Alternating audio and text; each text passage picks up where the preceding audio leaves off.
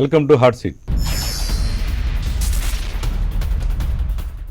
IAS పదవిని సైతం త్యాగం చేసి ప్రజలకు సేవ చేయాలని రాజకీయాల్లోకి వచ్చి లోక్సత్తా పార్టీని స్థాపించిన ఆ పార్టీ అధినేత జయప్రకాష్ నారాయణతో ఈనాటి hot seat. Welcome to hot seat Jayaprakash Narayana. నమస్కారం అండి. జయప్రకాష్ నారాయణ గారు, మీరు ఒక మంచి ఐఏఎస్ ఆఫీసర్గా గుర్తింపు తెచ్చుకున్న మీరు అసలు ఎందుకని ఈ రాజకీయాలకు వచ్చారు? కారణం ఏంటి ప్రధానంగా? ఒక వ్యక్తిగా ప్రతి ఒక్కళ్ళకి ఉండే కళ ఏమిటంటే హాయి అయిన జీవితం ఉండాలి, కాలమే కాలేసి కూర్చోవాలా, అధికారం చలాయించాలా, కాస్త చేతనైతే ఆస్తులు సంపాదించుకోవాలా, కుటుంబం సుఖంగా ఉండాలని ప్రతి మనిషికి ఉంటుంది. నేను ఐఏఎస్కి అందుకోసం రాలా, నేను ఒక డాక్టర్ని.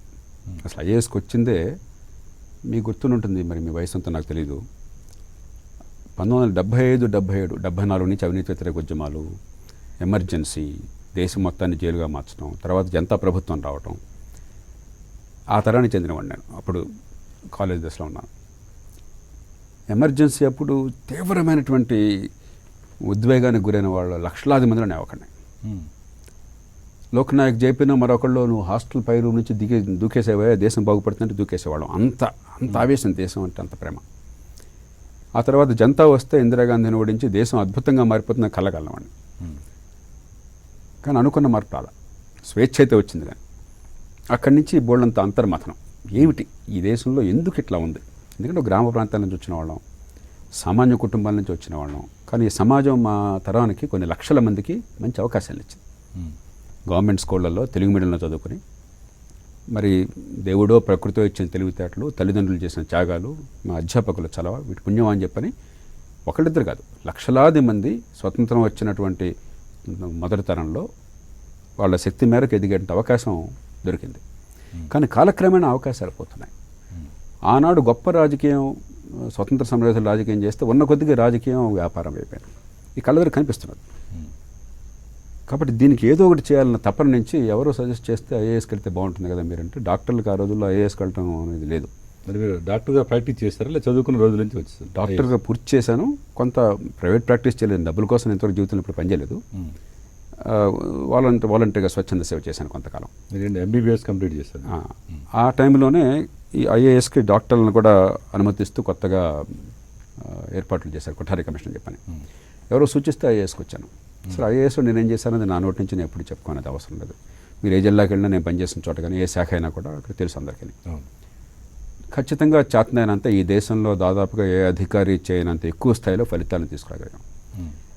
ఎందుకు తీసుకురాగలిగాం అంటే, ఈ ప్రజల్ని ప్రేరేపించినట్టయితే, ఈ వ్యవస్థలో ఉన్నటువంటి లోపాలు ఈ ప్రజల జీవితాలకు అవరోధం కాకుండా, సంకెళ్ళు కాకుండా కనుక మనం కాపాడుకున్నట్టయితే ఇదే ప్రజలు అద్భుతమైన ఫలితాలు సాధిస్తారు. నేను రుజువు చేశాను జీవితంలో. 8,000 మందికి విశాఖపట్నంలో స్టీల్ ప్లాంట్ నిర్వాసితులకు దేశ చరిత్రలో మొట్టమొదటిసారి, అప్పటికిప్పటికి కూడా జరిగింది మళ్ళీ అదొక్కటే, నిర్వాసిత కుటుంబాలందరికీ ఉద్యోగాలు ఇప్పించడం కానీ, వాళ్ళకి శిక్షణ ఇచ్చి 2 లక్షల ఎకరాల నీటిపారుదల మీ పక్క జిల్లాలో, ప్రకాశం జిల్లాలో తీసుకొచ్చి బాగా పేదరికంలో ఉన్న జిల్లాలో 1,00,000 కుటుంబాలను శాశ్వతంగా పేదరికం నుంచి బయటపడేయడం కానీ, కేవలం 2 సంవత్సరాలు 2.5 సంవత్సరాలు అతి తక్కువ ఖర్చుతో. లేకపోతే సహకార సంఘాల స్వయం ప్రతిపత్తి కోసం జీవితం అంతా పోరాడి విజయం సాధించడం కావచ్చు. మరి కృష్ణా గోదావరి డెల్టాల్లో ఈ రీస్ట్రక్చరింగ్ కానీ, లేకపోతే డ్రైనేజ్ కానీ, ఇరిగేషన్ కానీ బాగు చేయడానికి పథకాన్ని రూపొందించి ప్రజల్లో ఉద్యమంలాగా తీసుకొచ్చి చివరికి దాన్ని సాధించడం కావచ్చు. ఇలా ఎక్కడ ఏ పని చేసినా కూడా ఈ ప్రజలను కనుక మనం ప్రేరేపిస్తే, మనలో దూరదృష్టి, దేశం పట్ల ప్రేమ అంటే మంచి ఫలితాలు సాధ్యమని రుజువు చేశాం. కానీ ఏమర్థమైందంటే, నిజాయితీగా మనం చూసుకుంటే, ఇంకో దేశంలో, ఇంకో మంచి సమాజంలో 100 జరిగే చోట అంతకంటే 10 రెట్లు కష్టపడ్డా ఈ దేశంలో 30 జరుగుతుంది. అంటే మామూలుగా జరిగే పనులు కూడా గొప్ప హీరోయిజం కావాలి ఈ దేశంలో. అది కాదు ఒక దేశం బాగుపడే తీరు. గొప్ప హీరోజంతో ఒక గ్రామాన్ని కొంచెం బాగు చేశాము, లేకపోతే మామూలుగా జరగాల్సిన కొద్దిగా చేశామని చెప్పంటే అంత తృప్తి పెడితే మనం ఇంకో 1000 ఏళ్ళు పడుతుంది దేశానికి. వ్యవస్థలో మౌలికమైన మార్పులు సాధించాలి. అయితే రండి, ప్రధానంగా మీరు ఐఏఎస్ నుంచి రిజైన్ చేసి బయటకు వచ్చారు. ఒక మంచి ఉద్దేశంతో లోక్సత్తా పార్టీని స్థాపించారు. పార్టీని స్థాపించింది ఈవేళ. నేను 10 ఏళ్ల పాటు ఏ పార్టీ లేకుండా ఉద్యమాల ద్వారా బయటకు వచ్చారు. ఆ ఉద్యమంలో దేశంలో ఎవరో సాధించిన విజయాలు, ఇప్పటివరకు దేశ చరిత్రలో గత 70 ఏళ్లలో ఏ ఒక్కరూ సాధించిన విజయాలను లోక్సత్తా ఉద్యమం ఇప్పటికీ సాధిస్తూనే ఉంది.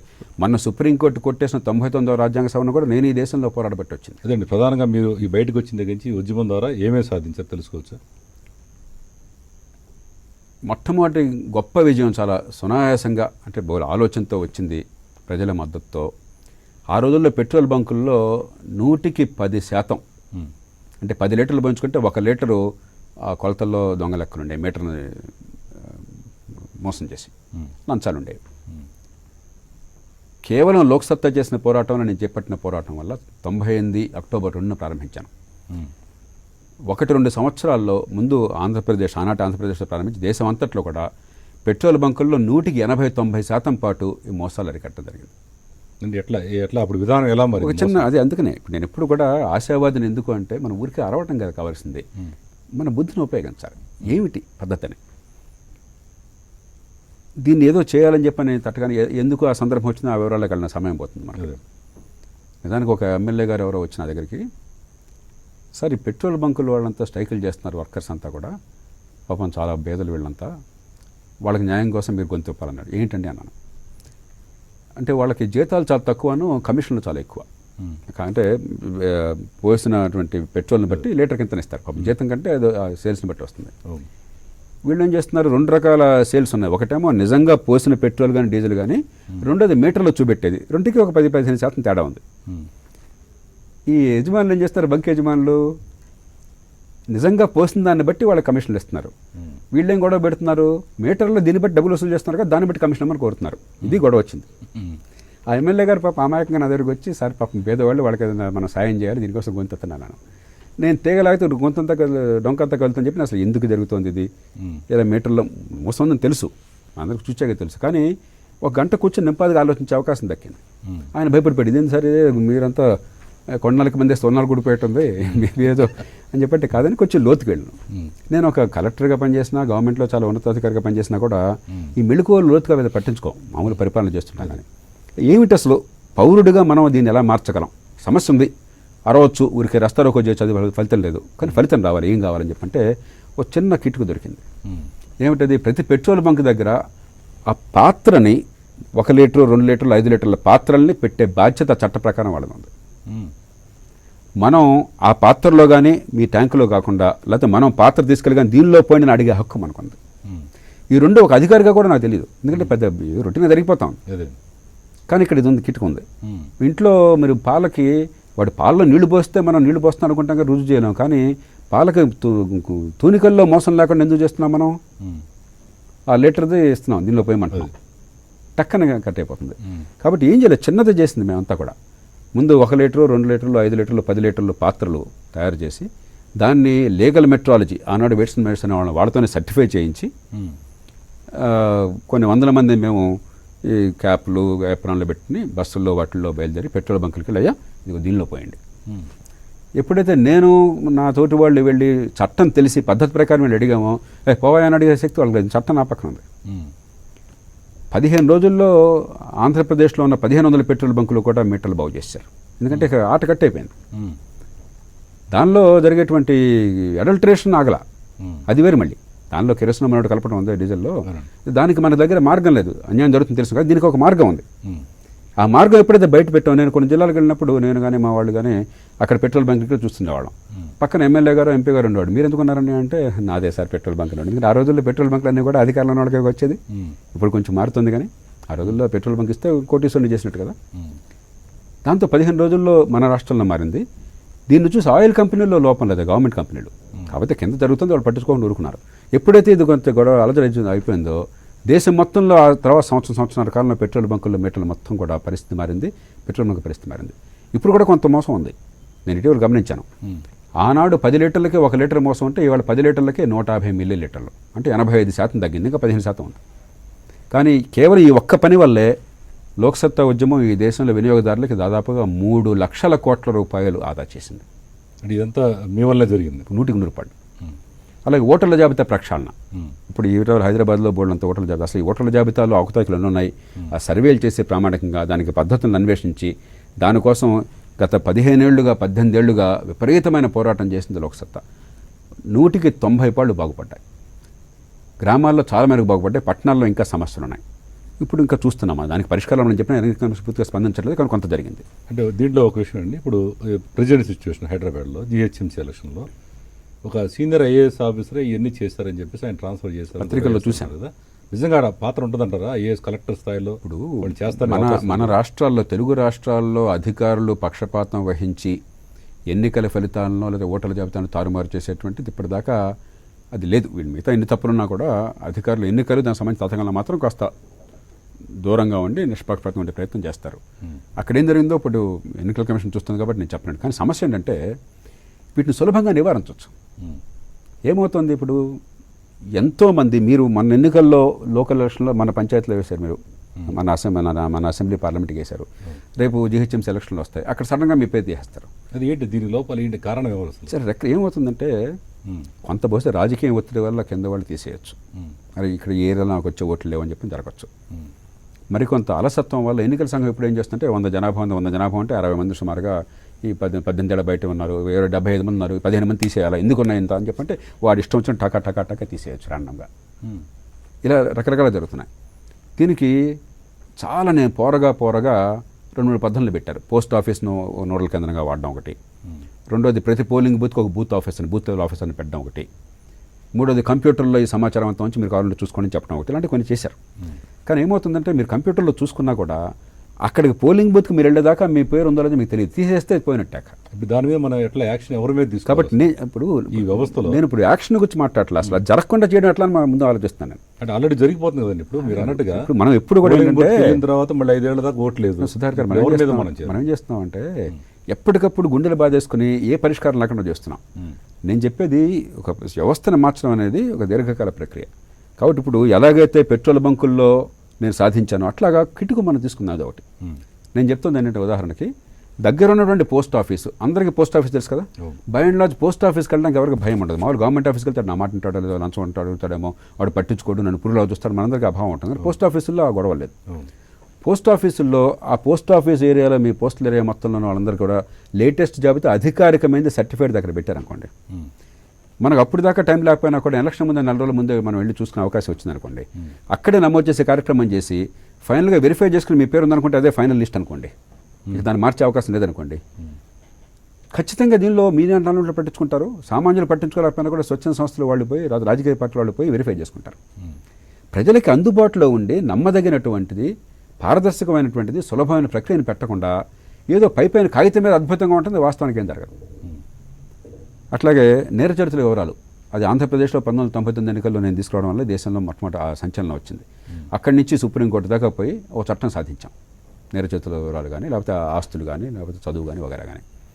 అట్లాగే ఈ టెహల్కా స్కామ్ నేపథ్యంలో ఊరికి అందరూ టెహల్కా కుంభకోణాలు గడుస్తుంటే నేను అన్ని రాజకీయ పార్టీలని కలిపి ప్రతిపక్షంలో అధికార పక్షంలో అందరినీ కూర్చోబెట్టి అయితే దీన్ని ఒక అవకాశంగా మలుచుకుందాం. క్యాష్ తీసుకునే అవసరం లేకుండా నిజమైన రాజకీయం చేయాలనుకున్న వాళ్ళు నిజంగా నిజాయితీగా డబ్బు సేకరిస్తే, నిజాయితీగా డబ్బులు ఇచ్చిన వాళ్ళకి చెక్ రూపంలో ఇస్తే వాళ్ళందరికీ పన్ను రాయితీ ఇచ్చేట్టుగా ఏర్పాటు చేద్దామంటే అందరూ కలిసి వచ్చారు. ఆ చట్టం నేను బహుశా సాధించిన వాటిలో చాలా గొప్ప విజయాల్లో ఒకటి. అంటే ఏ పెద్ద హడావడి లేకుండా, ఆర్భాటం లేకుండా, డ్రామాలు లేకుండా నిజంగా వ్యవస్థను మార్చడం కోసం 1-2 ఇటుకలు అలా పెంచాలని చెప్పినది. అట్లాగే స్థానిక న్యాయాలయాల చట్టం 2009లో పూర్తిగా నా ప్రమేయం వల్ల వచ్చింది, అమలు కావట్లేదు. ఎందుకంటే హైకోర్టులో పెద్ద పట్టించుకోవట్ల, ప్రభుత్వాల ఆసక్తి లేదు. కానీ ఇవాళ కనీసం ప్రభుత్వాలు తలుచుకున్నట్టయితే స్థానిక న్యాయాలయాలు ఎక్కడికక్కడ ప్రతి మండలానికి ఏర్పాటై వేగంగా చిన్న కేసు నుండి పరిష్కారం అయ్యేందుకు ఒక చట్టాన్ని ఏర్పాటు చేయగలిగాను. చట్టం వచ్చింది, ఇంకా మరి రేపు వస్తుంది కాదు, చట్టం వచ్చేసింది. పాలనా సమాచార హక్కు అరుణారాయ్ నేను ఇద్దరం కలిసి సాధించాం. జాతీయ సలహా మండలిలో ఉండగా ఆ చట్టం పూర్తిగా నేను అది సాధించింది. అట్లాగే మీకు సహకార సంఘాల స్వయం ప్రతిపత్తి కోసం అని చెప్పిన 97వ రాజ్యాంగ సవరణ అలవోకగా, పెద్ద రాజ్యాంగ సవరణ అలవోకగా నేను సాధించగలిగాను అందరిని కూర్చోబెట్టి. 2012లో ఆ చట్టం రాజ్యాంగ సవరణ జరిగింది. 99వ రాజ్యాంగ సవరణ మన సుప్రీంకోర్టు కొట్టేసింది. నా దృష్టిలో ఆ తీర్పు తప్పైంది. కానీ ఈ సుప్రీంకోర్టు, హైకోర్టు న్యాయమూర్తుల నియామకాల కోసం చెప్పని ఈ పద్ధతి మార్చకపోతే కోర్టు విలువ పడిపోతుంది, ప్రజలకు నమ్మకం పోతే దేశం నష్టపోతుందని చెప్పని 10 ఏళ్ల నుంచి ఈ కొలీజియం వ్యవస్థ గురించి, కొలీజియం వ్యవస్థ స్థానంలో ఇది పెట్టాలని చెప్పని పూర్తిగా దాని వెనకాల ఆ పోరాటం చేసింది. దానికంతా దేశంలో అత్యున్నత న్యాయమూర్తుల్ని జస్టిస్ జేఎస్ వర్మ, వెంకటాచలయ్య, కృష్ణ అయ్యర్ వీళ్ళందరినీ కలిపి ఒక మోడల్ తయారు చేసి అన్ని పార్టీలను ఒప్పించి 10 ఏళ్ల పాటు దానికోసం పూనుకుంటే ఇది వచ్చింది. చివరికి సరే ఇప్పుడు కొన్ని మరి ఈ దేశం అన్ని మన చేతిలో, మనం అధికారంలో ఉన్నవాళ్ళం కాదు కదా, కానీ అది కేవలం వచ్చింది అది లోక్సత్తా వల్లనే. అట్లానే 2G స్పెక్ట్రమ్ అందరూ వాడిని జైల్లో పెట్టండి, వీడిని జైల్లో పెట్టండి, అంత ఉద్యమాలు అని చెప్పంటే ఇది కాదు. ఇక ముందు ఇట్లా జరగకుండా ఉండాలని చెప్పంటే అప్పన్నంగా ఇలా పొందిన వాళ్ళకి తెక్కనగాలి. కాబట్టి లైసెన్సులు రద్దు చేసి పారండి. లంచం డబ్బులు పోయినాయి, లైసెన్స్ పోయింది, బెకార్లు అయిపోవాలా. ఇక ముందు ఖచ్చితంగా ఏమన్నా కూడా కాంపిటేటివ్ బిడ్డింగ్ ద్వారా మాత్రమే ఇచ్చేట్టుగా ఆదేశాలు ఏమైనా సుప్రీంకోర్టు దగ్గరికి వెళ్ళాను. దేశంలో అందరినీ కూడా సమావేశపరిచినాను, ప్రముఖులందరినీ. వాళ్ళని లీడ్ చేసి నేను సుప్రీంకోర్టుకి వెళ్తే సుప్రీంకోర్టు ఒప్పుకున్నది. దానిలో 1,00,000 కోట్ల రూపాయలు ప్రభుత్వానికి అదనంగా ఆదాయం వచ్చింది. కేవలం లోక్సత్తా చేసిన పోరాటం అది. అదైన తర్వాత ఇతర సహజ వనరులు కూడా, కోల్ మైన్స్ కానీ మిగతా కానీ, దానికి కూడా ఎలాంటిది ఏర్పాటు ఉండాలని నేను వాదిస్తూ సుప్రీంకోర్టు ఒప్పుకుని దానికి కూడా ఆదేశాలు వచ్చింది. కోల్ మైన్స్ లైసెన్స్ క్యాన్సిల్ చేసి మళ్ళీ కొత్తగా ఇస్తున్నారు. మైనింగ్ చట్టం మారుస్తున్నారు. ఇట్లా 1, 2, 3, 4 కనీసం 14-15 పెద్ద మార్పులు ఈ దేశంలో. పెద్ద హడావిడి ఆర్భాటం కొన్నిట్లో తప్ప మిగతా వాటిలో లేదు. అది సాధించగలిగాం. కానీ చేయాల్సింది చాలా ఉంది. అయితే అండి, ప్రధానంగా మీరు ఇప్పుడు ఈ లోక్సత్తా ఉద్యమాన్ని నుంచి పార్టీగా మార్చారు. మార్చిన తర్వాత మీ అనుభవాలు ఏంటి అసలు? ఎలా, ఎప్పుడన్నా ఎందుకు పార్టీ పెట్టిన అసలు పార్టీ ఎందుకు ప్రారంభించామని ఆలోచించాలి మీరు. ఎందుకు పార్టీ? ఎంతోమంది నన్ను ఎంతగా ఒత్తిడి చేసినా కూడా పార్టీ వద్దయ్యా, మనకి రాజకీయం పవిత్రమైన వ్యాసంగం అన్నది అసలు ఆ మాట చెప్పింది నేను. ఆటగాళ్ళని మార్చడం మాత్రమే కాదు కావాల్సింది, ఆట నియమాలను మార్చాలని చెప్పని నేను తీసుకొచ్చిన నినాదం. అది కొన్ని సినిమాల్లో కూడా వచ్చింది, పెద్ద కీలక నినాదంగా వచ్చింది. రాజకీయాన్ని పవిత్రంగా భావించండి. రాజకీయం లేనిదే సమాజం నడవదు, ప్రజాస్వామ్యం, స్వేచ్ఛ ఉండవు.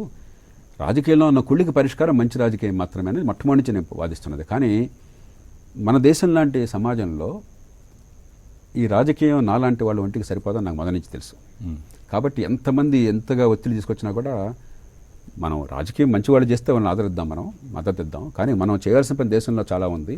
ఈ ఇటుకల్ని పేర్చడం, ఈ పునాది నిర్మించడం అని చెప్పి అనేది చేద్దామని చెప్పి నేను గట్టిగా నిలబడినాను. కానీ ఒక దశ వచ్చిన తర్వాత ఒక భావం చాలామంది నుంచి వచ్చింది. ఏమిటంటే ఇప్పుడు ఆర్థికంగా కొంచెం దేశం అప్పుడప్పుడు ఎదుగుతుంది. ప్రపంచం అంతా ఏం రుజువైందంటే, ఒక దేశంలో కాస్త తినడానికి తిండి, కొంచెం మౌలిక అవసరాలు తీరిన తర్వాత అప్పుడు సమాజం ఎట్లా ఉంది, పరిపాలన ఎట్లా ఉంది, రాజకీయం ఎట్లా ఉంది అని ఆలోచన కొంచెం. అయితే ఖాళీ కడుపుకి అన్నం పెట్టేవాళ్ళు లేకుండా ఇప్పుడు దేశం గురించి ఆలోచించమంటే కష్టం. కాబట్టి ఆలోచించే వాళ్ళు పెరుగుతారు. అప్పుడు క్రమక్రమంగా రాజకీయాన్ని మార్చాలన్న ఒత్తిడి వస్తుంది ఆ సమాజంలో. మనకు కొంచెం 91 నుంచి ఆ పరిస్థితి కొద్దిగా కనిపిస్తోంది. కాబట్టి దానికి ఒక దీర్ఘకాలికంగా ఒక వేదిక నిర్మాణం చేయాలి. ఈవేళ 10-15% ఓట్లు రావచ్చు, కానీ ఎంత శాతం అని కాదు, మీరు చెప్పేది వాస్తవం అయితే, ఇది ప్రజలకు పనికొచ్చేది అయినట్టయితే, అది ప్రజలకు అర్థమవుతుంటే ఖచ్చితంగా రాజకీయమే ఒత్తిడి వస్తుంది. కాలక్రమేణా వాళ్లే పంధా మార్చుకుంటారు, ఎజెండా మార్చుకుంటారు, పంధా మార్చుకుంటారు. అయినా మారుకుంటే కాలక్రమేణా ప్రజలు కొత్త రాజకీయాన్ని సృష్టించుకుంటారు. దానికి వేదిక కావాలని చెప్పిన ఉద్దేశంతో దీన్ని చాలా 9-10 నెలల పాటు మదనపడి నేను వద్దు అనుకుంటానే. ఎందుకంటే బై నేచర్ ఇలాంటి జంజాటంలోకి పదవులు, అధికారం కోరడం అనేది నాకు మనస్తత్వానికి సరిపోయేది కాదు. అది తప్పని కాదు, మంచిది. నేను పవిత్ర వ్యాసంగా నేను ఎప్పుడు చెప్తున్నాను. కానీ కొందరికి కొన్ని బాగా పనికి వస్తాయి. కాబట్టి ఆ ప్లాట్ఫామ్ పెట్టాం కాబట్టి ఈవేళ అంటే మీకు సొంతగా వచ్చిన ఆలోచన, ఎవరన్నా మిమ్మల్ని ప్రోత్సహించారు? ఇప్పుడు ఇలాంటివన్నీ కూడా మనం లక్షలాది మందితో కలుస్తుంటాం. ఎంతోమంది నుంచి ఫీడ్బ్యాక్ వస్తుంది, మళ్ళా గుల్లాలు పడుతుంటాం. క్రమక్రమంగా ఏమవుతుంది, ఇక్కడ వెయిట్ ఇంత ఉంటుంది, ఇక్కడ వెయిట్ పెరిగి ఒక రోజున బ్యాలెన్స్ ఇక తప్పదని నిర్ణయానికి వస్తాం. కాబట్టి ఇలాంటివన్నీ ఒక క్షణంలో క్షణికంగా వచ్చేవి కాదు. సమాజంలో ఉన్న పరిస్థితులు, మీ అంచనా, 10 మంది భావాలు, దీన్ని బట్టి వస్తాయి. అది దేశానికి చాలా అవసరం నేను భావిస్తాను. ఎందుకంటే ఎప్పుడైతే లోక్సత్తా వచ్చిందో, ఈ అనుభవం చూసిందో, దీని నుంచి ఆమ్ ఆద్మీ వచ్చింది. ఢిల్లీ అక్కడ మరింత ఆర్థికంగా ఎక్కువ ఉంది కాబట్టి, ఢిల్లీ నగరం ఒక నగర ప్రాంతం కాబట్టి, మీడియా మద్దతు బాగా ఉంది కాబట్టి, అక్కడ ఒక పార్టీ అంతర్ధానం ఉంది కాబట్టి ఢిల్లీలో వేగంగా పుంజుకోగలిగింది. కానీ దేశం పట్ల అవగాహన పెద్దగా లేకపోవడం, ఏ మార్పులు కావాలని చెప్పి కొంత ప్రభావం ఉంది, కానీ చూద్దాం ఏమవుతుందో. కాబట్టి అసలు ఈ లోక్సత్తా ఈ ప్రయోగం చేయకపోతే ఇలాంటి ఆలోచన ఉండేది కాదు. మిడిల్ క్లాస్ అంతా కూడా, యువత అంతా కూడా రాజకీయాన్ని అసహించుకుంటున్న రోజుల్లో లోక్సత్తా రాజకీయాన్ని అసహించుకోబోకు, దాన్ని పట్టించుకో, ఎంగేజ్గా దీనిలో నువ్వు భాగస్వామి అవ్వు. అంటే పార్టీలో చేరక్కర్లా, ఎన్నికల్లో పోటీ చేయక్కర్లా, కానీ రాజకీయం నా జీవితానికి వచ్చిన విషయాన్ని మీరు గుర్తించని చెప్పని రాజీలేని పోరాటం చేయబట్టి వాళ్ళ దేశంలో మధ్యతరగతులు ఇవాళ మొట్టమొదటిసారిగా దీని గురించి పట్టించుకోవాలని చెప్పినట్టు వచ్చింది. అది నేను చాలా గర్వంగా భావిస్తున్నాను. కాబట్టి ఇది దీర్ఘకాల పోరాటం. అదే మీరు కూకట్పల్లిలో ఎమ్మెల్యేగా విజయం సాధించారు. మరి మీ పార్టీ చాలా చోట్ల పోటీ చేసింది, ఎక్కడ కూడా విజయం సాధించలేదు. కారణం ఏమై ఉంటుందంట? ఇప్పుడు మనం ఎలాంటి ఎన్నికల వ్యవస్థలో ఉన్నాము, సగటున ఎంత ఖర్చు అవుతుంది తెలుగునాట మీరు చెప్పండి.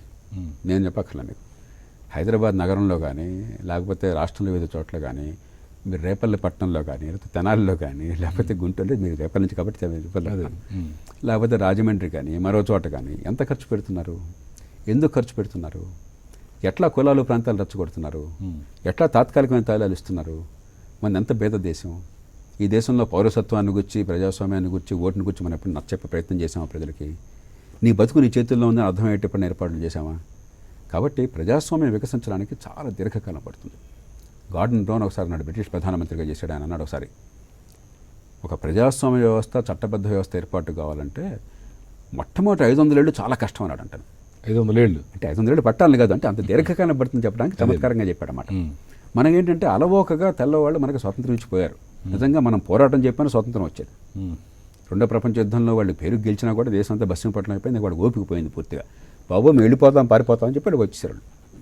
మనం ఏమీ దానికోసం ఏ ప్రయత్నం చేయకుండానే, దానికి సిద్ధం కాకుండా, మానసికంగా కానీ సంస్థాగతంగా కానీ సిద్ధం కాకుండా మనకి ఇచ్చిపోయారు. గాంధీ గారు మనకు చేసిన స్వతంత్రం ఇవ్వడం కాదు, ఆయన జాతి నిర్మాణం చేశాడు. ఇన్ని కులాలు, వర్గాలు, భాషలు, ప్రాంతాలు ఉన్న దేశంలో మనమంతా ఒక్కటన్న భావాన్ని ఆయన తీసుకొచ్చాడు కాబట్టి జాతి నిర్మాణం సాధ్యమైంది. కానీ ఒక ప్రజాస్వామ్య సమాజ నిర్మాణం నడపడం మనకు అనుభవం రాలా. అది ఒక 10-15 ఏళ్ళ అనుభవం వచ్చినట్టయితే 30 ఏళ్ళలో ప్రారంభమైంది. మనకి రాష్ట్రాల్లో ముఖ్యమంత్రులు వచ్చారు, మన ఎన్నుకున్న ప్రభుత్వాలు వచ్చినాయి, వెంటనే 39లో రాజీనామా చేసి పారేశారు రెండో ప్రపంచ యుద్ధం చెప్పని. ఓ 10-15 ఏళ్ళు వచ్చి స్థానికంగా ప్రభుత్వాలు ఏర్పాటై ప్రజలకి అసలు ఓటు అంటే ఏమిటి, గందరగోళం ఏమిటి అర్థమయ్యి, ఈ కులాల జంజాట నుంచి నా బతుకు అన్న జంజాటంలోకి వచ్చి దాని ప్రకారం ఓటేయడం మొదలెట్టి ఎన్నికైన వాడిని బాబు కాల్మక్త అనకుండా వాడిని నిలబడి శాసించే శక్తి ఉంటే అప్పుడు క్రమక్రమంగా మార్పు వచ్చేది. మనకు అవకాశం రాలా, చాలా తప్పులు చేశాం కాబట్టి కొంత సమయం పడుతుంది. అంటే మీరు ఒక్కడే గెలవడానికి కారణం ఏంటి? మీరేం డబ్బులు ఖర్చు పెట్టలేదంటారు అందరిలాగా? నేను పెట్టాను లేదా, నేను చెప్పుకుంటే నాకు అవమానం. అది ప్రజలను అడగండి, మీకు తెలియకపోతే నేను చాలా దురదృష్టం అంతే. అంటే కూకట్పల్లి ప్రజలు మాత్రం నిజాయితీగా ఓట్లేస్తారంటారు? అలా కాదు, ఇప్పుడు కూకట్పల్లి మీకు అవకాశం వచ్చినట్టయితే, ఆ విశ్వాసం కలిగినట్టయితే, ముఖ్యంగా పట్టణ ప్రాంతాల్లో, నగర ప్రాంతాల్లో, యువత మధ్యతరగతి కాస్త ఆలోచించే వాళ్ళు ఉన్న ప్రాంతాల్లో ఖచ్చితంగా కనీసం కొన్ని చోటనే విజయాలు లభిస్తాయి. కొన్ని సందర్భాల్లో ఇబ్బందులు వస్తాయి, ఇది ఒక దీర్ఘకాల ప్రక్రియ. కానీ కూకట్పల్లిలో విజయం మొట్టమొదటిసారిగా రుజువు చేసింది ఏంటంటే, ఈ దేశంలో మహాత్మా గాంధీలు అక్కర్లేదు, సామాన్యులు కూడా ఒక సంకల్పంతో, నిజాయితీతో ప్రజల ముందుకు వస్తే, విశ్వసనీయత ఉన్నట్టయితే ఈ 50 కోట్లు 100 కోట్ల రూపాయలని కొంత ఎదుర్కోవచ్చని రుజువు అయింది. అంత తేలిక కాదని కూడా రుజువు అయింది. కాబట్టి అది ఒక ఈ ప్రజాస్వామ్యం ఇంకా బతికుంది, దీన్ని మార్చుకోగలని విశ్వాసం కావడం అదొక సంకేతం. దాన్ని గొప్పగా భావించక్కర్లేదు, లేకపోతే ఎన్నికలు నగ్గకపోతే అవమానంగా భావించక్కర్లేదు. ఇది ఒక ప్రజాస్వామ్య ఈ ఈ ప్రక్రియలో దీన్ని ఘట్టంగా భావించాలి మనం.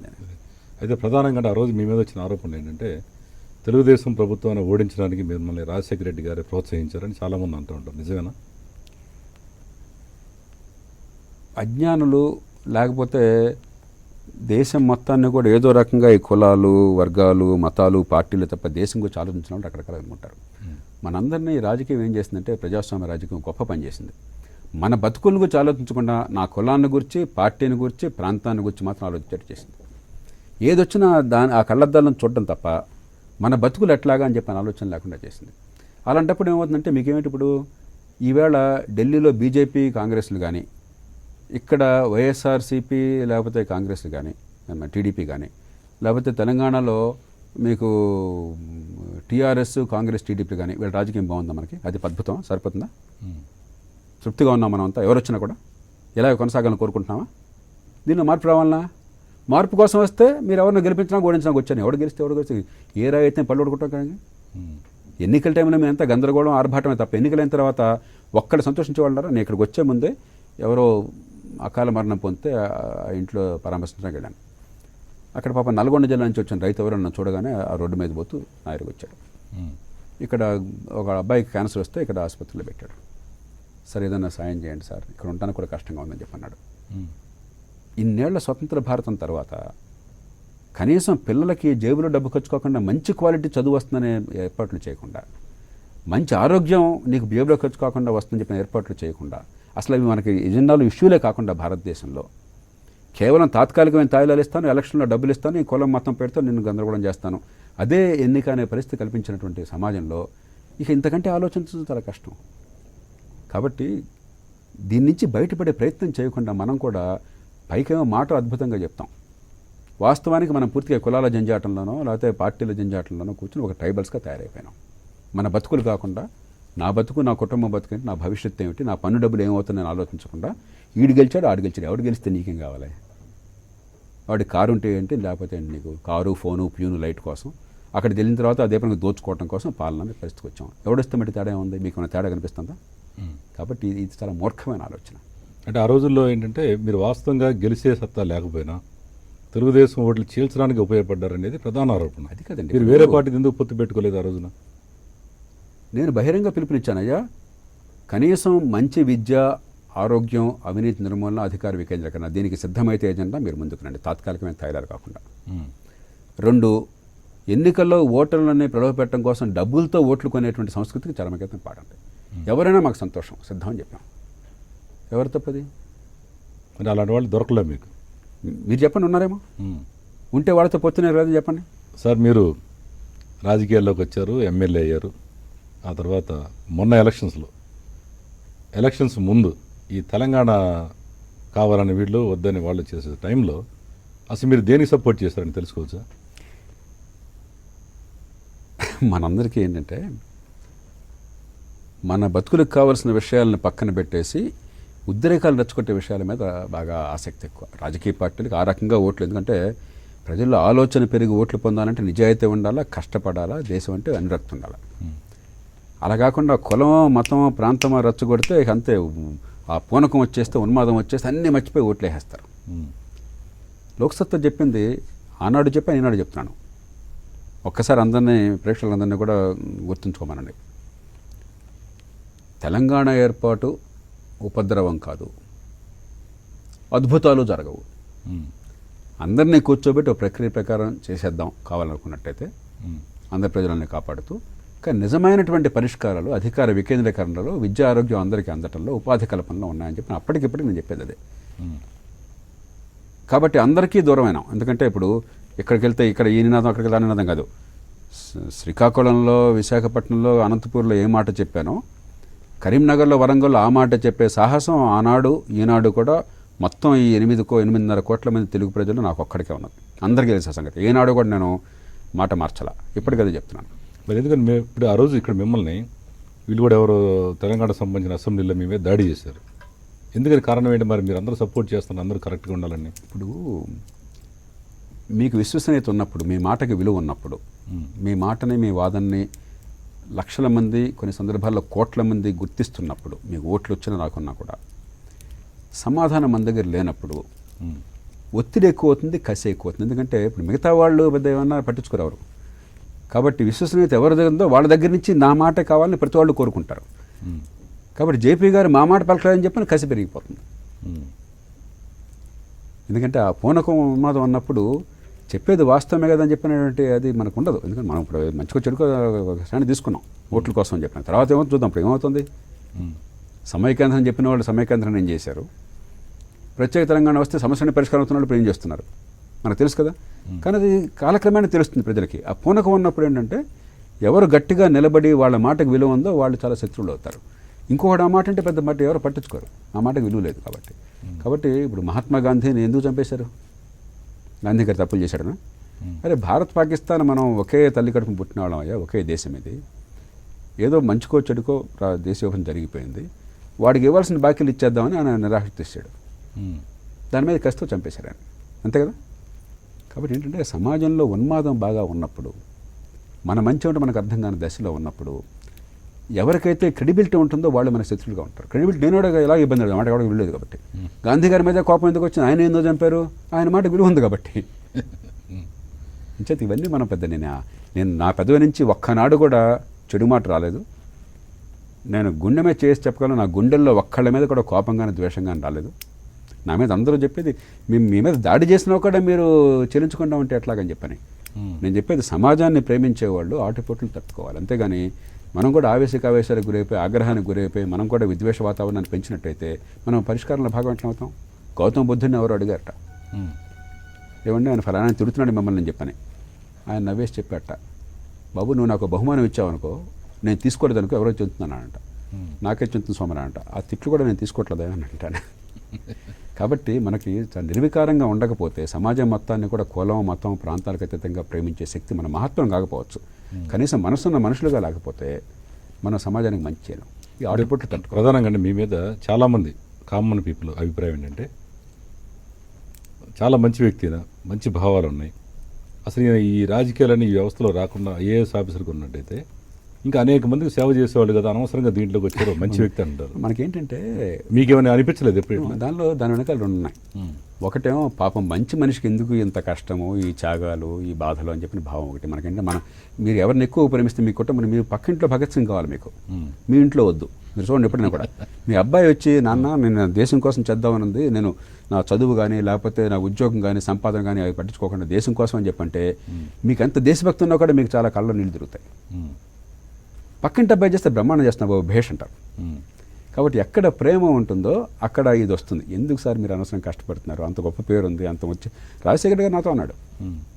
ఇప్పుడు తొలి రోజుల్లో ఎంపీగా ఉండగా ఏదో ఫోన్ గుర్చేదో సంభాషణ జరిగింది, వివరాల్లోకి వెళ్ళక్కర్లేదు. ఆయన ఎందుకు సార్ అంత పిచ్చి పని చేశారు, మీకు ఎంత గౌరవం ఉంది అని చెప్పి అన్నాడు.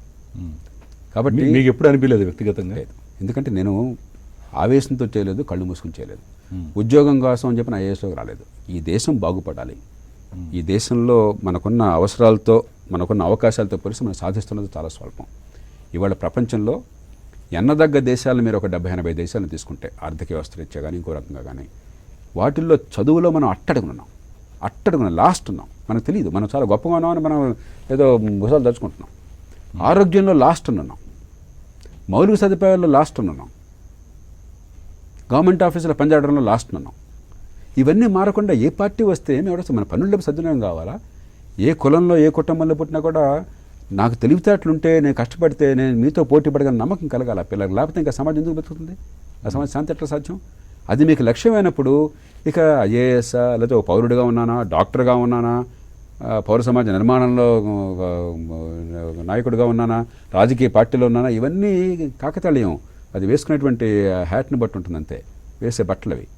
దానిలో ముఖ్యం ఏంటి అసలు మనం ఏమైనా చేయాల్సిన పనిదిగా దేశానికి సాధించాలి. ఇది నేను నాలాంటి వాళ్ళు ఏంటంటే ఎప్పుడు కొంచెం వెనక్కి వెళ్ళిపోయే స్వభావం. నాలాంటి వాళ్ళు అవసరం లేకుండా ఈ సమాజంలో ఈ మార్పులన్నీ మిగతా వాళ్ళు చేసేస్తే నాకంటే సంతోషించేవాడు ఇంటికెళ్ళి నిద్రపోయేవాడు ఎవరు ఉండడు.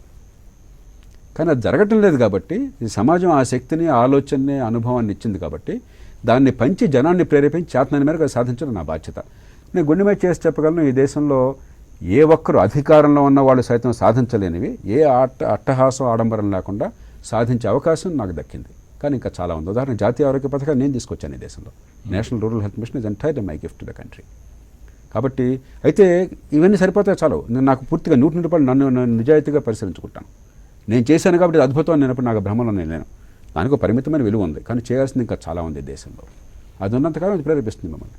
జయప్రకాష్ గారు, మీరు కాంగ్రెస్ పార్టీ అధికారంలో ఉన్నప్పుడు సోనియా గాంధీకి అది దగ్గర కొన్ని సలహాలు ఇచ్చేవాళ్ళని అంటారు, నిజమేనా కాదు?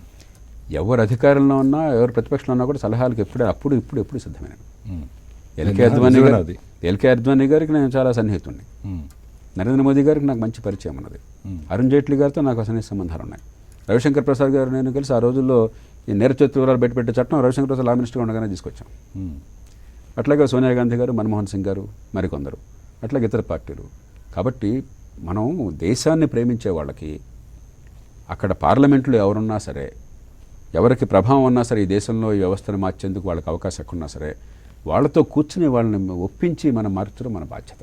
కాబట్టి అప్పటికిప్పటికే పక్షపాతాలకు అతీతంగా ఈ దేశంలో మార్పు మంచి చేస్తే బాగుందని చెప్పని, చెడు చేస్తే బాగోలేదని ఎప్పుడైనా సరే నా నోటి నుంచి ఏనాడు కూడా వీడు మనవాడు వాడు పరాడు కాదు, అందరూ మనవాళ్లే. కానీ ఈ పని దేశాన్ని పనికొచ్చేదైతే గుడ్, గో అహెడ్, పనికిరానిది అయితే బ్యాడ్. జేపీ గారు, మీరు ఈ లోక్సత్తా పార్టీ వచ్చిన తర్వాత అంటే మీరేంటంటే మీరు ఐఏఎస్ అధికారి నుంచి వచ్చారు. జనరల్గా మీరేంటే చాలా స్ట్రిక్ట్గా మీ దగ్గర రావాలంటే సామాన్యులు కొంచెం కలెక్టర్ గారు కదా ఆయన దగ్గరికి వెళ్తే భయపడుతుంటారు. లేదు, మీరు ఒకసారి సామాన్యులు మీ దగ్గరికి దూరం అయ్యారని చాలా మంది అంటుంటారు. వాస్తవం కాదు. ఇప్పుడు ప్రభుత్వంలో ఉండగా దేశ చరిత్రలో, రాష్ట్రంలో కూడా దేశ చరిత్రలో ప్రతి ఉద్యోగంలోనూ కూడా ఒక బోర్డు పెట్టి సందర్శకులు 24 గంటలు నా పదవి ఏదైతే ఆ పదవి పేరు పెట్టి ఆయన్ని నిరభ్యంతరముగా కలవచ్చునని బోర్డు ఇంటి దగ్గర ఆఫీసులో పెట్టి అర్ధరాత్రి 12 గంటలకు వచ్చినా కూడా మేలుకున్నది నేను ఒక్కనే చరిత్రలో. ఇంతవరకు తర్వాత కూడా ఎవరు చేయాలి. మీరు ఉద్యోగంలో ఉన్నప్పుడు ఓకే, రాజకీయాల్లో వచ్చింది కాబట్టి ఐఏఎస్ అధికారిని కాబట్టి నేను దూరంగా ఉన్నాను, చాలా వాస్తవం కాదు. అక్కడ డెలివరీ చేయడానికి ఉన్నాను, రాజకీయంలో ఉంది సమాజాన్ని మార్చడానికి ఉన్నాను. మనకేమైందంటే పరిపాలన యంత్రాంగం ఎప్పుడైతే పూర్తిగా విఫలం అయిపోయిందో, అధికారం కేంద్రీకరణ అయిపోయి అసలు ఎవరు చేయాల్సిన పని చేయకుండా పోయాడు, గుర్రం పని గుర్రం, గాడిద పని గాడిద చేయకుండా ఉన్నాయో, ఆ ఎన్నుకున్నవాడు రాజకీయం అనే దాంతో వచ్చిన వాడే సార్ నాకు డస్ట్బిన్ ఇక్కడ లేదు సార్, మీరు చూస్తారా? సార్ నాకు లైట్ లేదు సార్, ఈ పూట ఆ లైట్ ఏర్పాటు చేస్తారా? దానికి చేసేవాడు ఉండాలా, కానీ అది కాదు ఇక్కడ ఈ ఎమ్మెల్యే ఎంపీ చేయాల్సిన పని.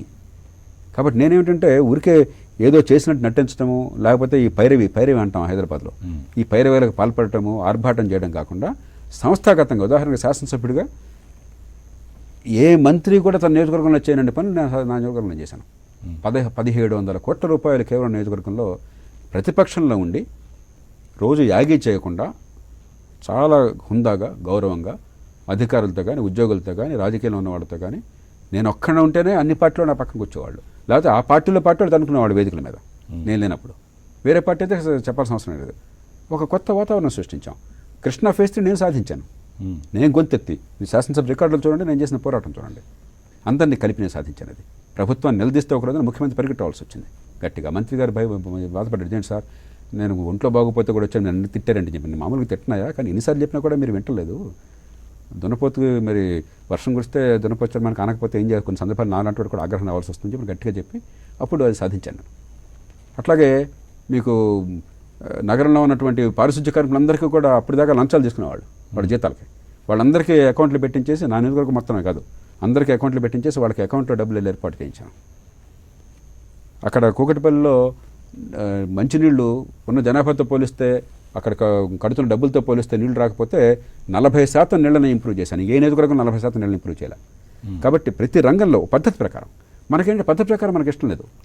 మనకేంటంటే సార్ నా పని ఏదో కొంచెం చూసి పెట్టాలి, అప్పుడు నటించాలి, ఏదో చేసి 2 ఫోన్లు చేసినట్టుండి అప్పుడు ఏం జరగదు. అక్కడ ఒక డ్రామా జరగాలి, చుట్టూ 10 మంది ఉండాలి, ఒక ఆర్భాటం చేయాలి, ఫ్లెక్సీలు ఉండాలి, పని కంటే ప్రచారం ఉండాలి.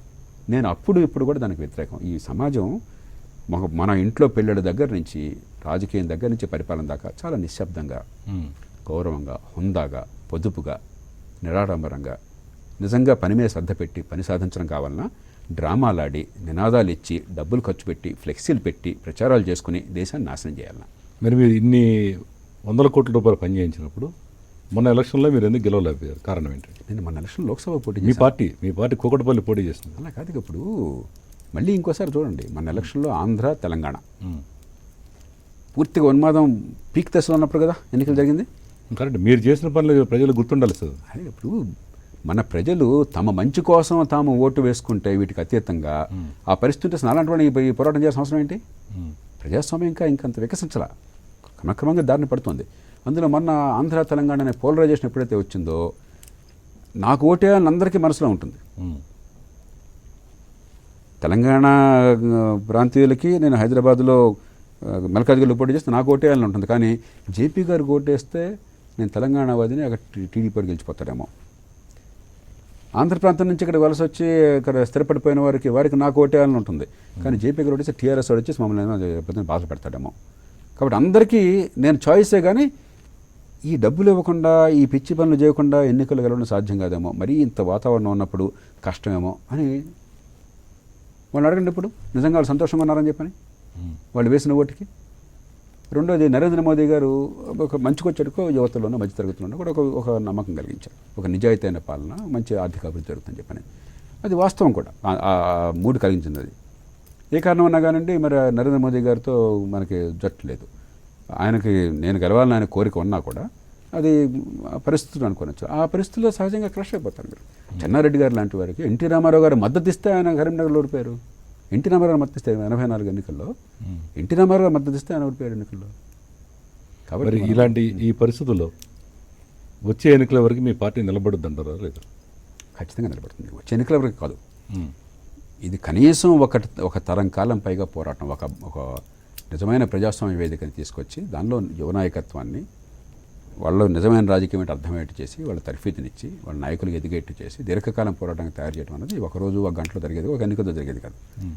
కాబట్టి ఇది తరాల పాటు నిలబడుతుంది. ఈ వేదిక ఈ వేదిక నుంచే ఈ దేశంలో రాజకీయంలో మౌలికమైన మార్గం వస్తుంది. దీని నుంచి ఇతరులు నేర్చుకుంటారు. వాళ్ళు నేర్చుకుని ఇవన్నీ అనుసరించి ఈ పనులు చేస్తే సంతోషం, లేదంటే ఇలాంటి వేదికలే పెరుగుతాయి. అయితే దీంట్లో ముఖ్యంగా మీరు చాలామంది తయారు చేసిన అవసరం ఉన్నారు. మీరు లోక్సత్తా పార్టీ పెట్టినప్పటి నుంచి ఇప్పటివరకు మీరు తప్ప వేరే ఇంకెవరు మాట్లాడరు ఈ పార్టీలో. కారణం ఏంటి అసలు? మీరు చెప్పేది పూర్తిగా వాస్తవం. నేను మాట్లాడేదానికి ఎక్కువగా ప్రజల్లో చలనం ఉండొచ్చు, కానీ అసలు లోక్సత్తా పార్టీ తరఫున కనీసం 10-12 మంది దాదాపు ప్రతి వారం కనిపిస్తున్నారు ఇక్కడ ఉమ్, హైదరాబాద్లో కానీ తెలుగునాట కానీ మీరు వాళ్ళని పట్టించుకోవట్లా. మీ అందరికీ మీకు ఒక సెలబ్రిటీ కావాలా, ఉమ్, ఒక గ్లామర్ కావాలా, ఒక స్టేచర్ కావాలా. మనిషి ఏం చెప్తున్నారో చూడకుండా మనిషి స్టేచర్ చూస్తున్నాం మనం, ఉమ్, లేకపోతే యాగి చేసేదాన్ని చూస్తున్నాం. నాలాగా మాట్లాడితే ఇంక దేశంలో ఎవరు మాట్లాడినా వాళ్ళని పట్టించుకోవట్లే మనం. అరుపులు చేసి ప్రబబ్బలు పెట్టి గందరగోళం చేసి చొక్కా చూసుకుంటాను దుమ్ముదా అంటే అప్పుడు చూస్తున్నాం. నాలాంటి వాడికి ఇంత క్రెడిబిలిటీ ఉంది కాబట్టి, చెప్పేది విజ్ఞత ఉంది, ఇది వాస్తవం అని ప్రజలకు అనుభవం అయింది కాబట్టి నా మాట వినడానికి సిద్ధంగా ఉన్నారు. అంతే, మిగతా వాళ్ళు లేక కాదు, నాకంటే సమర్థులు ఉన్నారు. మరి మీలాంటి క్రెడిబిలిటీ అందుకనే నేను పదవి నుంచి కూడా బయటకు వెళ్ళాను. ఇంకొక భారతదేశంలో వ్యవస్థాపక అధ్యక్షుడు పార్టీని స్థాపించిన వాడు అధ్యక్ష పదవికి తానే రాజీనామా చేసి ఎన్నికలు జరిపించిన వాడు ఉన్నారు దేశ చరిత్రలో. జాతీయ అధ్యక్ష పదవి కూడా వదిలేసుకుని మీరు చేసుకోండి అని చెప్పి నా పని చేసుకుంటున్న వాళ్ళు ఇంకా ఉన్నారు భారతదేశంలో? ఒక్కళ్ళని చూపెట్టండి, ఒక్క ఉదాహరణ చూపెట్టండి. మరి ఇప్పుడు ఆయననే కానీ ప్రముఖంగా మీలాంటి భావాలతో ముందుకు రావట్లేదు కదా ఇప్పుడు ఉన్న వాళ్ళు ఎవరు. చేస్తున్నారు, కాకపోతే ఏంటంటే వాళ్ళకి అంత ఆదరణ లభించడానికి టైం పడుతుంది. ఒక నాయకత్వ నిర్మాణం అనేది ఒక జీవితకాలం. నన్ను చూడగానే ఒక 35 ఏళ్ళ నా జీవితం, 40 ఏళ్ళ నా జీవితం గుర్తుకొస్తుంది ప్రజలకి. అవన్నీ కలిస్తే మీ మీద ఉండే నమ్మకం. డబ్బులతో, ఆర్భాటంతో, కులంతో రాజకీయం చేయనప్పుడు అప్పుడు అవి ఉంటే ఏదైనా అక్కర్లా, మనిషి వ్యక్తిత్వం అక్కర్లా. ఆ డబ్బులు, కులం, ఆర్భాటం చేసేసుకుంటాయి. అవి లేకుండా అంటే మీ విశ్వసనీయత. మహాత్మా గాంధీ ఒక్కరోజు నాయకుడైనాడా? జయప్రకాష్ నారాయణ గారు, మీరు ఇప్పుడు ఎక్కువ కులాల గురించి మాట్లాడుతుంటారు, ఈ కులాలు, అవినీతి, మతాల గురించి. ఈ మధ్య కూడా మీద వాట్సాప్లో మీద బాగా హల్చల్ చేస్తుంది. ఏంటంటే ఒక చిరంజీవిని చూడగానే కాపు అని, లేదంటే జగన్మోహన్ రెడ్డి అని, చంద్రబాబు చూసి కమ్మని, ఇట్లా విభజించుకుపోతున్నారు. ఇది ఎప్పుడు దేశం బాగుపడదని చెప్పి మీరు అంటుంటారు. జనరల్గా అన్ని పార్టీల వాళ్ళు ఏంటంటే కులాలను చూస్తే సీట్లు ఇస్తుంటారు. ఈ వ్యవస్థ మరి దీనిపై మీ అభిప్రాయం ఏంటి అసలు? ఇప్పుడు ఎంతో కొంత కులం ప్రభావం సమాజం మీద ఉండకుండా ఉండదు. ఎందుకంటే కొంతకాలం పడుతుంది, 3 తరాలు పడుతుంది కులం ప్రభావం పూర్తిగా పోవాలి. ఎందుకంటే తల్లిదండ్రులు ఒకే కులం నుంచి వచ్చినప్పుడు 190 మందికి 190 మంది మళ్ళీ అదే కులంలో పెళ్లి చేసుకుంటున్నప్పుడు మీ కులతత్వం మనసులో పెద్దగా లేకపోయినా కూడా మీకు బంధుత్వాలు, మీ సంబంధాలు, స్నేహాలు ఎక్కువగా కులంలో ఉంటాయి. మన అదృష్టం దురదృష్టం పరిస్థితి. కానీ నేను చెప్పేది ఏంటంటే యువత, విజ్ఞులు కులాన్ని మించి నాకు ప్రయోజనం ఉందని గుర్తించకపోయినట్టయితే, నేను ఓటేసేప్పుడు, పనులు కట్టేప్పుడు కులం మించి నా కుటుంబం అవసరం, నా బతుకు అవసరం అని గుర్తించకపోతే, కులానికే వేలాడుకుంటే సమాజం ప్రాచీన సమాజంగా ఉంటుంది, మధ్యయుగాల్లో ఉంటుంది. నేను గట్టిగా చెప్తుంది అది. అందుకే మళ్ళీ వాదించేది, ఇంట్లో అమ్మాయికి మంచి చదువు కావాలని చెప్పంటే నా కులం వాడు కదా అని చెప్పిన వాడికి పొట్టకొచ్చి అక్షరం గాడి దగ్గరికి పంపిస్తానా? ఏ కులం వాడైనా కూడా బాగా పాఠాలు చెప్పి అమ్మాయిని తెచ్చి వాడి దగ్గర పంపిస్తాను. అక్కడ ఎందుకు పంపిస్తాను మంచివాడి దగ్గరికి? నేను గొప్పవాడిని అయిపోవాలి ఒక్కరోజున. కులం కంటే నా సొంత ప్రయోజనం, నా అమ్మాయి చదువు నాకు ముఖ్యం అనిపించింది. ఎందుకంటే నా అమ్మాయి మీద ఉన్న ప్రేమ నన్ను నడిపిస్తుంది. నేను చెప్పేది ఇది, ఈ ప్రేమ నీ పట్ల, నీ కుటుంబం పట్ల ప్రేమ నేను నడిపించాలి. కులం కంటే ముఖ్య ప్రయోజనం గుర్తించు.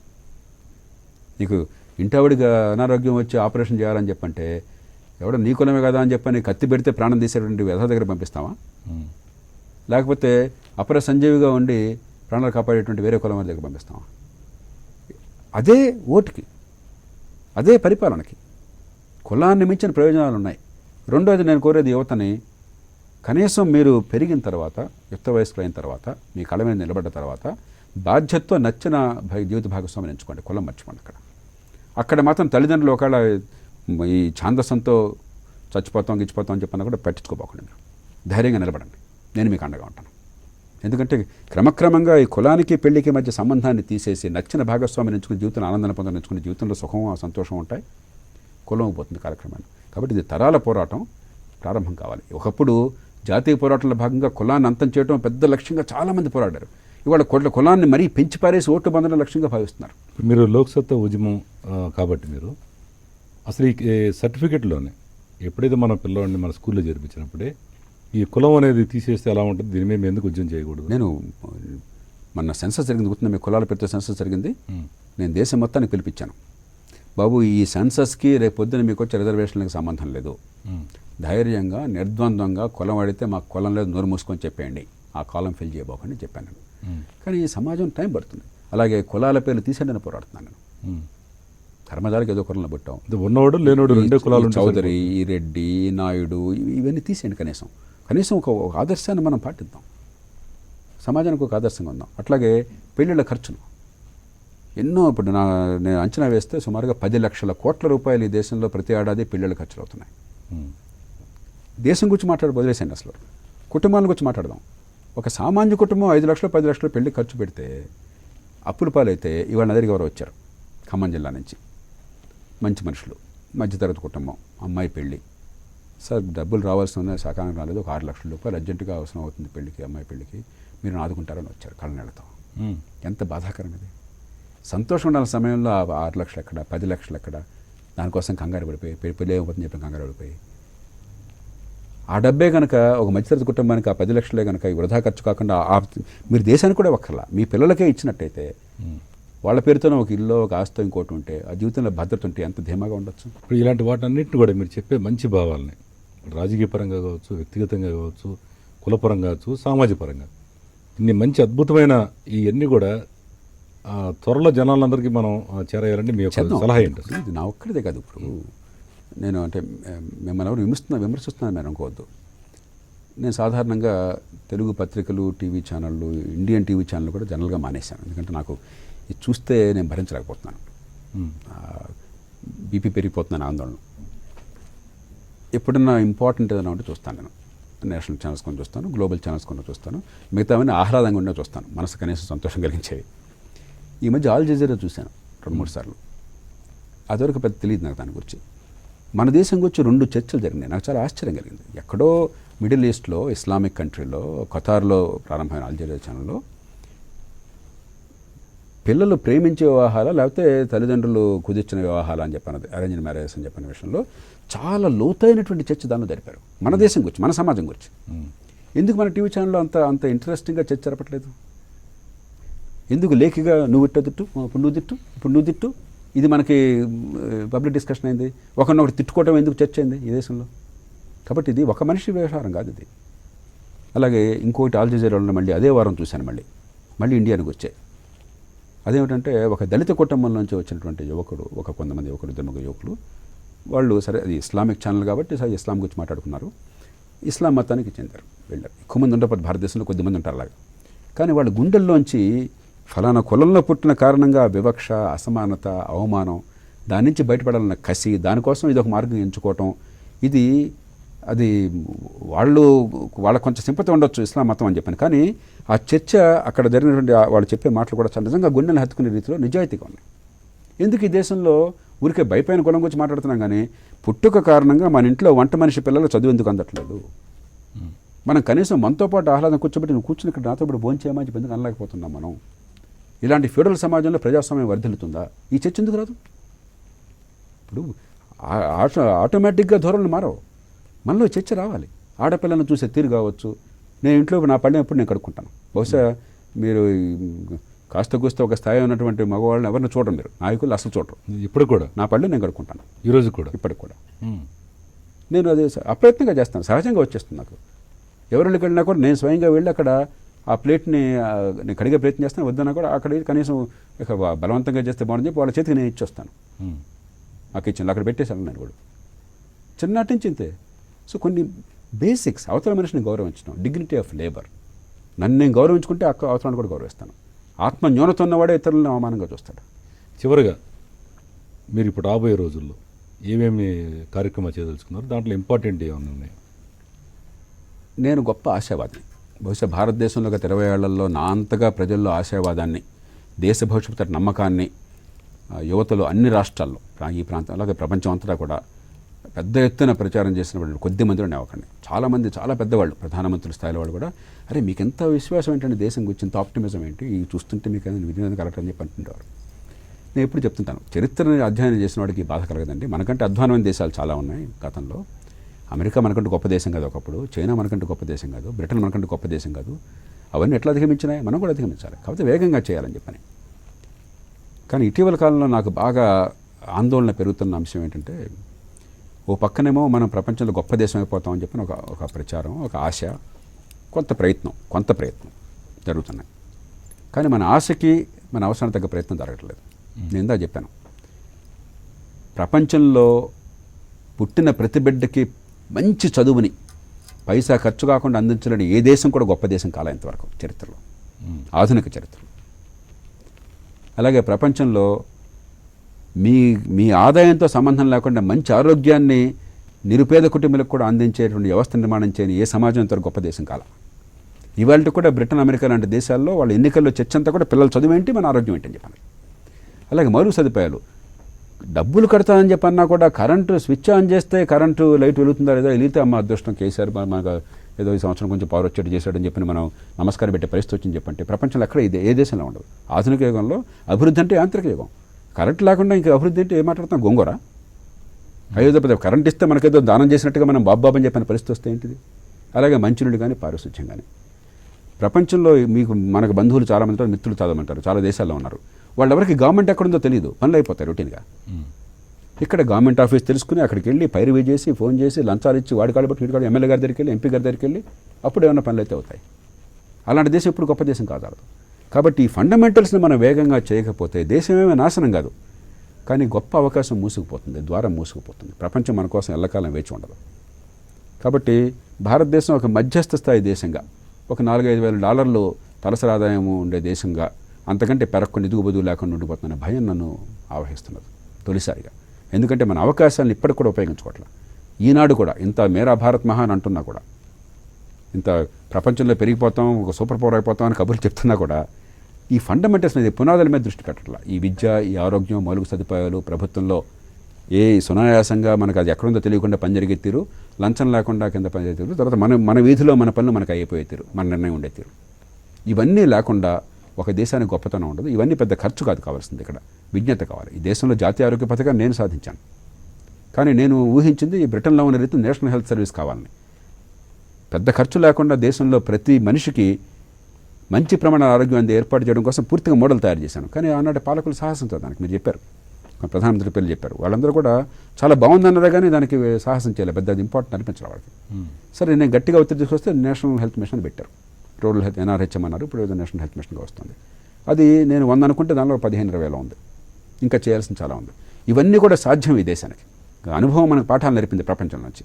మనకు వనరులు పూర్వం కంటే ఇప్పుడు ఎక్కువ ఉన్నాయి. వనరులు ఎప్పుడు సరిపోకపోయినా కూడా పూర్వం కంటే ఎక్కువ వనరులు ఉన్నాయి. విజ్ఞత ఉంది, టెక్నాలజీ అద్భుతంగా ప్రపంచం గంటల్లో వచ్చేస్తుంది మనకి.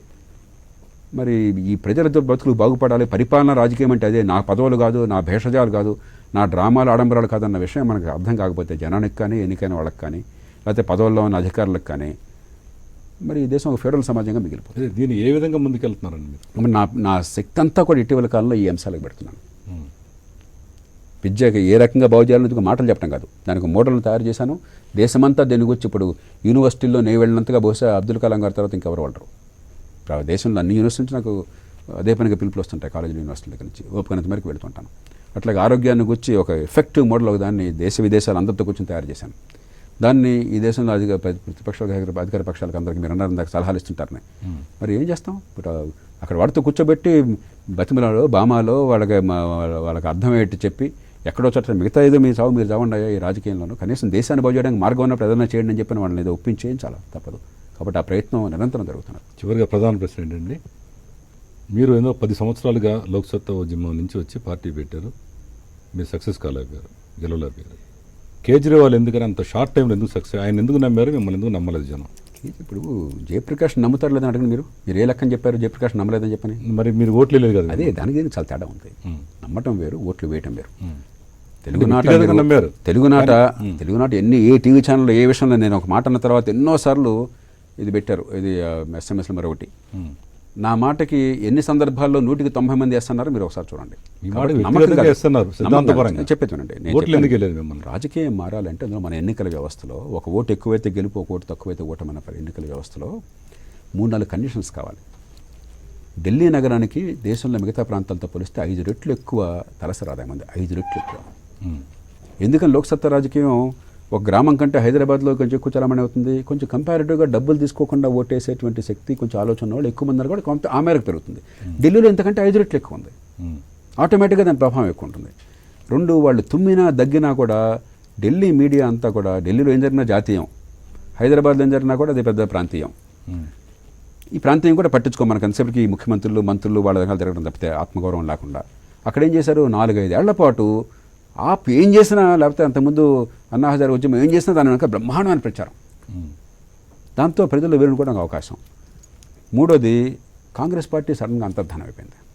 ఒక వ్యాక్యూమ్ వచ్చేసరికి మన ఎన్నికల వ్యవస్థలో 3వ పార్టీగా అంటే 30వ పార్టీకి 3వ పార్టీకి తేడా లేదు, 1-2 పార్టీలే. మీరు 1-2లో బరిలో ఉన్నారన్న భావం కలిగితే ప్రజల్లో వచ్చేటువంటి స్పందన వేరు. మీరు మంచోళ్లే కానీ 3వ పార్టీ ఉన్నారంటే మీరు వచ్చే స్పందన వేరు. కాబట్టి కాంగ్రెస్ పార్టీ ఎప్పుడైతే అనూహ్యంగా అంతర్ధానం అయిపోయిందో ఢిల్లీలో, అది 1-2 పార్టీల్లో ఒకటికి వచ్చేసరికి అవకాశం దక్కింది. ఇలా కొన్ని పరిస్థితులు వచ్చినాయి. దాన్ని ఉపయోగించుకుని ఫలితాలు తీసుకోవాలి. కేవలం ఎన్నికల్లో గెలవడం కాదు, గెలవటమే దేశంలో మార్పు తీసుకొచ్చేటైతే అన్ని పార్టీలు గెలుస్తున్నాయి కదా. ఎన్నికల్లో పోటీ లేకుండా ఉన్న భారతదేశంలో ఎవడో గెలుస్తున్నాడుగా, దేశంలో మార్పు రావట్లేదుగా. కాబట్టి ఎవరికి అవకాశం వచ్చినప్పుడు నిజమైన మార్పు తీసుకురావడానికి అదొక మెట్టుగా ఉపయోగించుకోవాలి. ఖచ్చితంగా దేశం అంతటా కూడా కాలక్రమేణా నగర ప్రాంతాల్లో జరుగుతుంది. అన్నిటిని మించి ఢిల్లీ ఎన్నిక అది రాష్ట్రం ఎన్నిక కాదు.